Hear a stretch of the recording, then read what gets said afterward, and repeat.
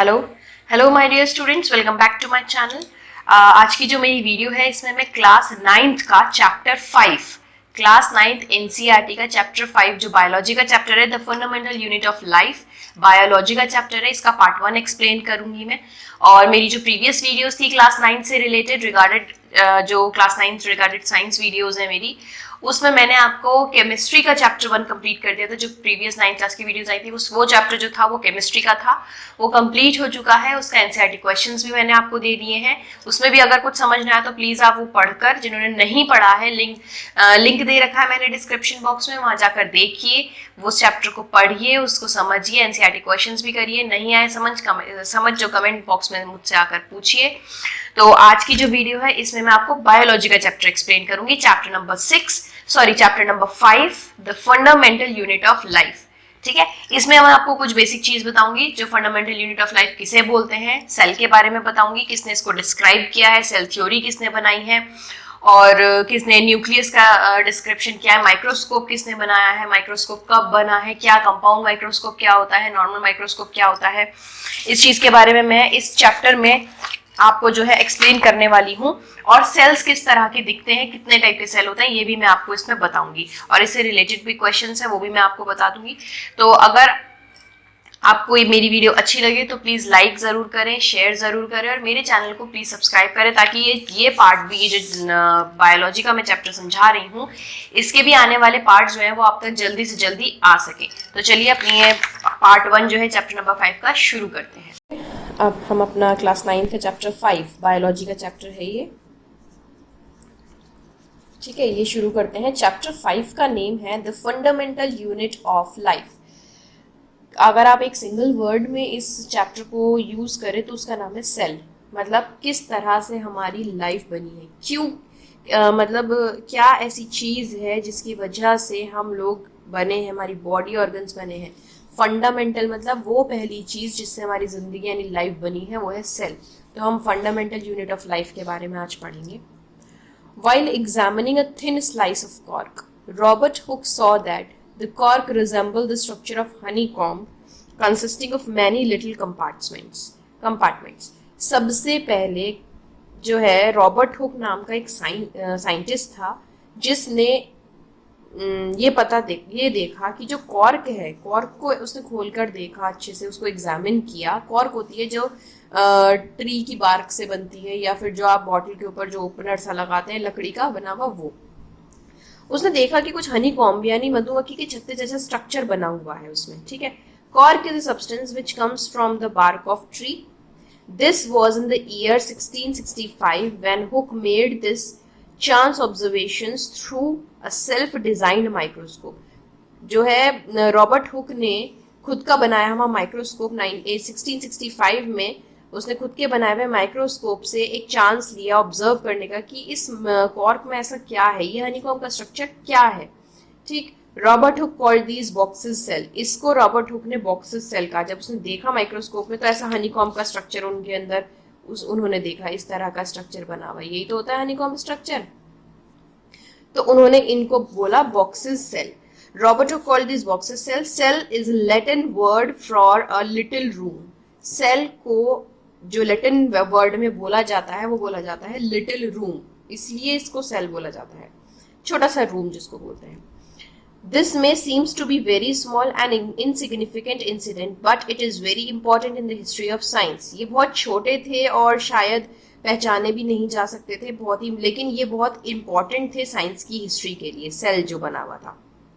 This was the very first time that someone had observed that living things appear to consist of separate units. मतलब वो एक ऐसा समय था जिसमें किसी ने सबसे पहली बार किसी ने ये ऑब्जर्व किया था कि जो हम लिविंग थिंग्स हैं, ठीक है, वो कुछ छोटी छोटी यूनिट से मिलकर बना है, यानी छोटे छोटे सेल से मिलकर बना है। The use of the word cell to describe this unit is being used till these day in biology. जो ये सेल वर्ड आज हम यूज करते हैं, ये हम उसी यूनिट के लिए यूज करते हैं, ठीक है, आज की बायोलॉजी में। चलिए हम सेल के बारे में पढ़ लेते हैं। What are living organisms made up of? Living organisms कैसे बने हैं, आप लोग कैसे बने हैं, जिंदा जो लोग होते हैं वो कैसे बने। एक एक्टिविटी है, ये माइक्रोस्कोप की एक्टिविटी है, देख लेना कैसे। Let us take a small piece from an onion bulb, प्याज लीजिए, ठीक है, उसका एक छोटा सा पीस उठाइए, जो खाने वाला पोर्शन होता है, छिलका नहीं, खाने वाला portion, with the help of a pair forceps, forceps जानते हैं आप, जो छोटी सी चिमटियां होती हैं वो, we can peel off the skin, जो खाने वाली प्याज होती है उसकी पतली सी एक ट्रांसपेरेंट सी परत होती है, ठीक है, उसको उतारिए, उसको एपिडर्मिस बोलते हैं, from the concave side inner layer, मतलब कॉनकेव मतलब जो ऐसा साइड होता है, ये प्याज हो गई, ऐसे करके प्याज बनती है ना ऐसे, ये स्लाइसेस वाली, तो इसके अंदर का पार्ट का उतारना है, ठीक, of the onion, this layer can be put immediately in the watch glass, तुरंत से वॉच ग्लास में रख दीजिए जिसमें पानी भरा हुआ हो, क्योंकि वरना सूख जाती है। This will prevent the peel from getting folded and getting dry, मुड़ने से और सूखने से ये बचाता है, ठीक, पानी में रखने से। क्या ऑब्जर्व करेंगे अब आप देखिए, let us take a glass slide, slide लीजिए, ऐसे करके एक स्लाइड आती है, देखी भी होंगी आपने, ठीक है, उस पर वो पील रख दीजिए जो आपने प्याज का उतारा था, from the watch glass to the slide, make sure that the peel is perfectly flat, बिल्कुल सीधी होनी चाहिए, मुड़ी तुड़ी नहीं होनी चाहिए। The thin camel hair paint brush might be necessary to help transfer the peel, आप पील को ट्रांसफर करने के लिए जो पतले पतले पेंट ब्रश आते हैं उसका इस्तेमाल कर सकते हैं, हाथों से करेंगे तो वो मुड़ने तोड़ने या टूटने का डर रहता है। Now we put the drop of safranine solution, red colour का एक सोल्यूशन होता है सैफ्रोनाइन सोल्यूशन, ठीक है, उसको डालिए उसके ऊपर, on the end folded by a cover slip, और कवर स्लिप लगा दीजिए, जो कवर स्लिप होती है ऐसे गोल कलर की होती है, ये रख दिया आपने अनियन पिल, ठीक, इसके ऊपर आपने रेड कलर का पैरासैफ्रोनाइन सोल्यूशन डाल दिया और गोल से कलर, गोल सी ट्रांसपेरेंट जो होती है कवर स्लिप बोलते हैं वो उसके ऊपर रख दो ताकि वो इधर उधर ना जाए। Take care to avoid air bubbles while putting the cover slip with the help of a mounting needle, जब भी आप कवर स्लिप लगाते हैं तो हमेशा ये याद रखें कि उसमें हवा ना जाए, ठीक, ask your teacher for the help, teacher की मदद से ही करा जाएगा, अकेले नहीं करा जा सकता। We have prepared a temporary mount and peel, we can observe under low power followed by a high power of compound microscope, यहाँ दिखाया हुआ है एक कंपाउंड माइक्रोस्कोप, ऐसा दिखता है ये कंपाउंड माइक्रोस्कोप, ठीक है, सबसे पहले यहाँ आईपीस, यहाँ से आप झांक कर देखते हैं यहाँ पर क्या रखा हुआ है, इसको बोलते हैं कोर्स एडजस्टमेंट, मतलब जो बड़ा एडजस्टमेंट आपको करना होता है, ये सब चीजें नीचे ऊपर करनी होती है, इसको करना होता है फाइन एडजस्टमेंट, मतलब छोटी छोटी चीजों को अगर ऑब्जर्व करना है तो। ये आर्म होता है, पकड़ते हैं इससे माइक्रोस्कोप को, यहाँ पर प्रेजेंट होता है ऑब्जेक्टिव लेंस, यहाँ पर लेंस लगाते हैं आप तभी आपको ये सब चीजें दिखाई देती हैं। ये स्टेज होती है, ये सीविल होता है, इसका हम ज्यादा यूज नहीं करते हैं, सिर्फ जो है इसको सपोर्ट के लिए होता है, नीचे रखा होता है मिरर, आप हमेशा माइक्रोस्कोप को जो मिरर पोर्शन है ये हमेशा धूप की तरफ होना चाहिए ताकि यहाँ रिफ्लेक्शन पड़े और इसकी लाइट ऊपर इस पर जाए ताकि आप ऊपर से यहाँ पर देख सकें। ये बेस होता है जिसमें माइक्रोस्कोप खड़ा होता है, यहाँ कंडेंसर लगा होता है जो है मतलब ये जो मिरर लगा होता है इसकी लाइट को इसके अंदर से लेकर जाते हैं। ये माइक्रोस्कोपिक स्लाइड है, इसके ऊपर ये वाली चीजें जो लगी होती हैं ये क्लिप लगी होती हैं ताकि स्लाइड हिले नहीं, और ये पूरी बॉडी ट्यूब होती है, यहाँ से आप देखते हैं, ठीक है, ये कंपाउंड माइक्रोस्कोप होता है। तो जब आप उसको रखेंगे कंपाउंड माइक्रोस्कोप में तो कुछ ऐसा स्ट्रक्चर दिखाई देगा आपको, ये हनीकॉम स्ट्रक्चर कहलाया जाता है। What do we observe as we look through the lenses, can we draw the structures and are able to see through the microscope on observation sheet, does it look like this? जब आप उसको देखेंगे और आप उसको paper पर बनाएंगे तो कुछ इस तरह से दिखाई देगा। ये जो होते हैं ये न्यूक्लियस होते हैं और ये जो बड़े बड़े दिखाई दे रहे हैं ये सेल होता है। सेल के अंदर ये सेल है, छोटे छोटे कमरे, और इसके अंदर एक एक पार्ट एक आदमी बैठा होता है जिसको न्यूक्लियस बोला जाता है, आप एक तरीके से आदमी बोल सकते हैं। ये अनियन पील का सेल है, ठीक है। We can try preparing temporary mounts of peel of onion of different sizes. What do we observe? Do we similar structures of, मतलब अगर आप छोटी प्याज का, बड़ी प्याज का, बहुत बड़ी प्याज का, बहुत नन्ही सी प्याज का, ऐसा ऐसे करके आप अलग अलग अनियन पील्स का, डिफरेंट साइज के अनियंस पील का अगर स्ट्रक्चर देखेंगे तो वो कैसे होते हैं, देखिए। What are these structures? These structures look similar to each other. भाई एक जैसे ही दिखेंगे, है ना, प्याज तो एक ही सेल से बनी है ना, मतलब सेल टाइप तो एक ही है ना सबके। अब ये थोड़ी ना है कोई कि भाई एक में अगर हनीकॉम जैसा सेल है तो दूसरे में सर्किल दिखाई देंगे, चौथे में ट्रायंगल दिखाई देंगे, ऐसा नहीं होता। Together they form a big structure like an onion bulb. जब ये सारे सेल स्ट्रक्चर्स एक साथ मिल जाते हैं तो एक अनियन बना देते हैं। We find from this activity that onion bulb of different sizes have similar small structures visible under the microscope. हमने ये ऑब्जर्व किया कि चाहे कोई सी भी साइज की प्याज हो या अनियन हो, उसके सारे सेल स्ट्रक्चर्स एक जैसे होते हैं। The cell of the onion peel will all look the same regardless of the size of the onion they came from. हमें ये नहीं, हम मतलब कोई भी साइज होगा अगर उसका, तो लेकिन उसके सेल के जो स्ट्रक्चर्स होंगे वो सेम ही होंगे। These small structures that we see are the basic building units of onion bulb। जो हमने स्ट्रक्चर अभी ये वाले देखे, ये जो है अनियन का सिर्फ एक बेसिक स्ट्रक्चर है जिससे अनियन बना है, बेसिक बहुत छोटा सा। इन स्ट्रक्चर्स को सेल्स बोलते हैं। Not only onions but all the organisms that we observe around are made up of cells. चाहे हम कोई सी भी चीज देखें, बुक, पेंसिल, पेन, ये सब सेल से ही मिलकर बनी हुई है। जो भी चीज आप अपने आसपास देखते हैं, however they are also single cells and live on their own. वो जो है कभी कोई सिंगल सेल भी हो सकता है, कोई मल्टी सेल्यूलर भी हो सकता है, और अपने ही सेल से मिलके बनते हैं। अब ये कुछ नॉर्मल इंफॉर्मेशन है, मोर टू नो अबाउट में, इस चैप्टर से रिलेटेड पढ़ लेते हैं। सेल सबसे पहले डिस्कवर्ड किया रॉबर्ट हुक ने 1665 में। उन्होंने ये ऑब्जर्व किया कॉक स्लाइस के ऊपर, जो एक प्रिमिटिव माइक्रोस्कोप ने में किया था, मतलब अपना बनाया हुआ माइक्रोस्कोप। ल्यूवेनहॉक ने 1674 में इसको इम्प्रूव्ड माइक्रोस्कोप के जरिए देखा, लेकिन इन्होंने देखा कि पॉन्ड वाटर में ये लोग मूव कर रहे हैं, ये सेल्स मूव कर रहे हैं। तो ये जो मूवमेंट देखा उन्होंने, वो ल्यूवेनहॉक ने देखा 1674 में पहली बार। रॉबर्ट ब्राउन ने 1831 में न्यूक्लियस को डिस्कवर किया कि न्यूक्लियस के अंदर सेल मिलता है, वो न्यूक्लियस जो है वो सेल के अंदर होता है, ठीक। पुरकिंजे ने 1839 में टर्म प्रोटोप्लाज्म जो है डिस्क्राइब किया। प्रोटोप्लाज्म एक तरीके का लिक्विड होता है, फ्लूइड होता है, जो सेल में प्रेजेंट होता है। सेल थ्योरी के सेल प्लांट में भी होते हैं, एनिमल में भी होते हैं। ये सब की सेल जो है वो बेसिक यूनिट ऑफ लाइफ है, सेल से ही मिलके सारी लाइफ बनी है। इन सबको रिप्रेजेंट किया है टू बायोलॉजिस्ट ने, जो है शेल्डन 1838 एंड शॉन 1839, ठीक है। अब इस सेल थ्योरी को इन दोनों साइंटिस्ट के बाद और ज्यादा बढ़ाकर एक्सपेंड कर जो है वो डिस्क्राइब किया है वर्चर ने 1855 में। ये बताया है कि सेल जो है वो पहले वाले सेल से ही मिलकर बनते हैं, प्री एग्जिस्टिंग सेल से ही मिलकर और नए सेल्स बनते हैं। With the discovery of electron microscope इन 1940, जब इलेक्ट्रॉन माइक्रोस्कोप का डिस्कवर हो गया 1940 में, तब पता चला कि जो हमारे सेल्स हैं वो कितने ज्यादा कॉम्प्लेक्स स्ट्रक्चर के होते हैं। सिर्फ हनीकॉम्ब भी नहीं, बहुत सारे स्ट्रक्चर्स होते हैं सेल्स के, ठीक है। The invention of magnifying lens led to the discovery of microscopic world. Magnifying lens का डिस्कवर होने के बाद हमें पता चला कि ये वर्ल्ड कितना माइक्रोस्कोपिक है, छोटी सी छोटी चीज भी हमें पता चलने लग गई। It is now known that a single cell may constitute a whole organism in amoeba, Chlamydomonas, Paramecium and bacteria। हमें ये पता चला कि ये चीजें हैं, अमीबा, क्लेमाइडोमोनास, पैरामीशियम, बैक्टीरिया, ये एक तरीके के ऑर्गेनिजम्स हैं जो सिंगल सेल से मिलकर बने हैं। जब इलेक्ट्रॉन माइक्रोस्कोप में इनको डालकर देखा गया और उनकी मूवमेंट पता करे, तब पता चला कि वो तो ये तो एक ही सेल से मिले हुए ऑर्गेनिजम्स हैं, ये भी जीवित हैं। मतलब कोई ऐसे ऑर्गेनिजम्स, कोई ऐसे जंतु हमारे आसपास हैं जो एक सेल से मिलकर बने हैं, जिनका नाम है amoeba, chlamydomonas, paramecium and bacteria.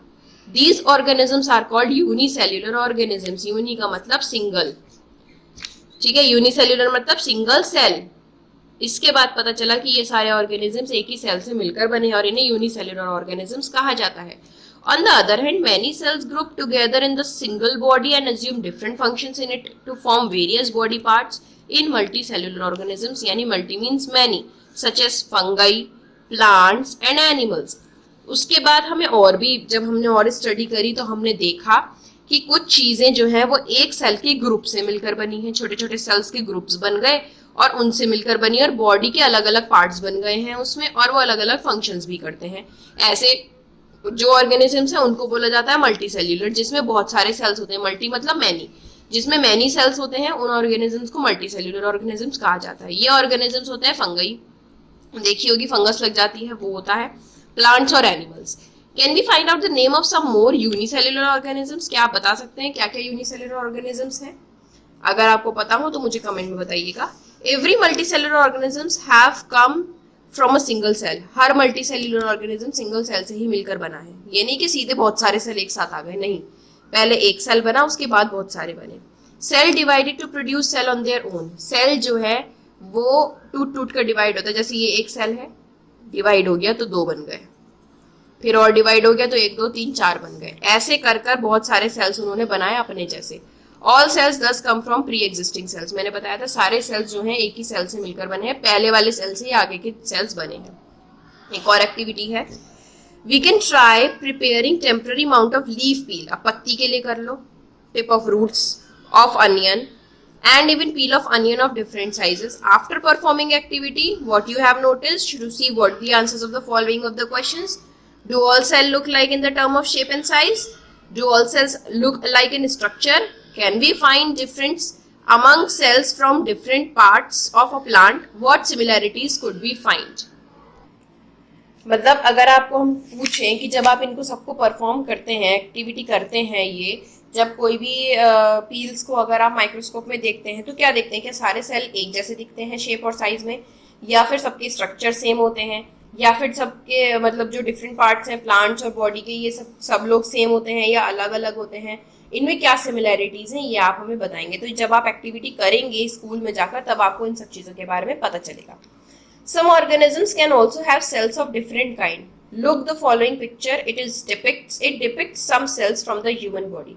कुछ ऑर्गेनिजम्स के पास जो है अलग अलग तरह के सेल्स होते हैं। ये देखिए, स्मूथ मसल सेल्स, हमारी बॉडी में जो मसल होते हैं उनके सेल्स ऐसे दिखाई देते हैं, जो ब्लड होता है उनके सेल ऐसे दिखाई देते हैं, जो नर्वस सिस्टम होता है उनके सेल ऐसे दिखाई देते हैं। नर्वस सिस्टम सारी बॉडी में ही मिलता है, ठीक है। ओवम ये फीमेल में मिलता है, एग होता है। ये बोन सेल होते हैं हमारी हड्डियों के सेल, ये स्पर्म ये मेल में मिलता है, बस ये दोनों अलग अलग होते हैं, ये मेल में होता है, ये फीमेल में होता है। और ये फैट सेल जो हमारी बॉडी में फैट प्रेजेंट होता है उसके सेल्स को ये बोलते हैं, ठीक है। ऐसे दिखाई देते हैं ये सारे cells. Now the shape and the size of cell are related to the specific functions they perform. जो सेल्स होते हैं वो अलग अलग फंक्शंस परफॉर्म करने के लिए बनाए जाते हैं। Some cells like amoeba have changing shape. Amoeba की कोई भी जो शेप होती है वो पर्टिकुलर नहीं होती है, कभी वो इस शेप का हो जाता है, कभी वो इस शेप का हो जाता है, कभी वो इस शेप का हो जाता है, कुछ नहीं पता चलता है, ठीक है। In some cases the cell shape could be more और less fixed and peculiar for a particular type of cells. For example nerve cell have a typical shape. कुछ सेल्स की जो शेप होती हैं बड़ी छोटी कम ज्यादा फिक्स्ड पेक्यूलियर सब तरह की होती हैं। जैसे नर्व सेल जो होते हैं वो टिपिकल शेप के होते हैं, मतलब सबसे बड़ा होता है एक तो देख लीजिए, और इनका स्ट्रक्चर इस तरह से होता है। अब आप इनमें से किसी को देख रहे हो इस तरह के स्ट्रक्चर से, ये तो ज्यादा ही टिपिकल शेप का दिखाई दे रहा है, ठीक है। Each living cell have the capacity to perform certain basic functions functions that are characteristics of all living forms. हर लिविंग सेल के एक अपनी कैपेसिटी होती है कि वो अपने अपने फंक्शंस को अच्छे से परफॉर्म करे, जिससे ये पता चल सकता है कि ये ही लिविंग फॉर्म है। उनकी लिविंग फॉर्म की कैपेसिटी पता करता है, कैरेक्टरिस्टिक्स बताता है। How does a living cell perform these basic functions? कैसे करते हैं जो सेल्स होते हैं वो अपने फंक्शंस को कैसे करते हैं? We know that there is a division of labour in multi cellular organisms such as human beings. हमें पता है कि मल्टी सेल्यूलर ऑर्गेनिजम्स में जैसे ह्यूमन बींग्स में हर जो ऑर्गन है वो अपने अपने पार्ट में डिवाइडेड है। This means that different parts of human body perform different functions. आपको भी पता है हमारी बॉडी के जितने भी डिफरेंट पार्ट्स है वो सब अलग अलग परफॉर्म करते हैं। भाई जो स्टमक है आपकी बॉडी में वो जो होता है वो सिर्फ और सिर्फ आपकी बॉडी में खाना पचाने का काम करता है। ऐसा थोड़ी ना उसके अंदर सांस थोड़ी ना, लंग्स थोड़ी ना होते हैं, या फिर ऐसे थोड़ी ना है वो जैसे जो काम लंग्स करता है वो स्टमक करता हो, जो हार्ट करता है वो स्टमक करता हो, नहीं ना, ठीक। The human body has a heart to pump blood, stomach to digest food and so on. जैसे अभी बताया, देखो ह्यूमन बॉडी में अलग अलग पार्ट्स हैं। हार्ट सिर्फ ब्लड पंप करने के लिए बनाया जाता है और स्टमक से फूड को डाइजेस्ट करने के लिए ही बनाया जाता है। Similarly division of labour is also seen within a single cell.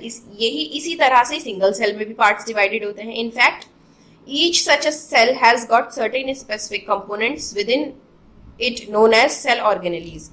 वो अपने अपने फंक्शंस को परफॉर्म करने के लिए बनाए जाते हैं और उनको बोला जाता है सेल ऑर्गेनेलीज। क्या बोला जाता है उनको? Cell organelles. याद रखिएगा ये टर्म्स आती हैं। Each kind of cell organelle perform special functions such as making new material in the cell, clearing up the waste material from the cell and so on.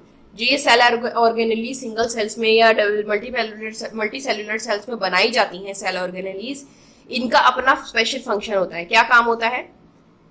नए मटेरियल बनाना cell में, पुराने material को साफ करना cell से, और बहुत सारे काम। A cell is able to live and perform all the functions because of these organelles.